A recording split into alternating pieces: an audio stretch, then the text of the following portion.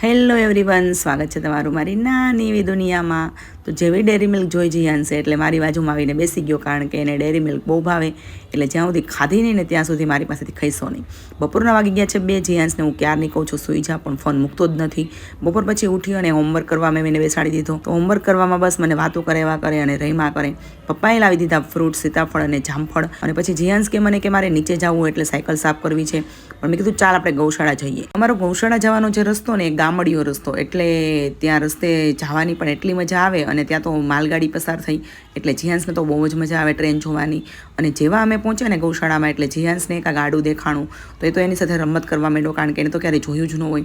અને ગૌશાળામાં એટલી બધી ગાયો અને વાછડીઓ હતી કે જીયાન્સ મને કે નહીં આપણે ઘાસ જ ખવડાવવું છે. એટલે પછી અમે લઈ લીધું ઘાસ. અને ઘાસ લીધું એટલે જીયાન્સ તો એટલો બીવે ગાયની પાસે જાતા. પહેલાં તો બહુ ડર્યો અને પછી ધીરે ધીરે થોડોક ડર જતો રહ્યો, પણ તો પણ એ મોઢામાં તો નહોતો ચાપતો. દૂર દૂરથી એને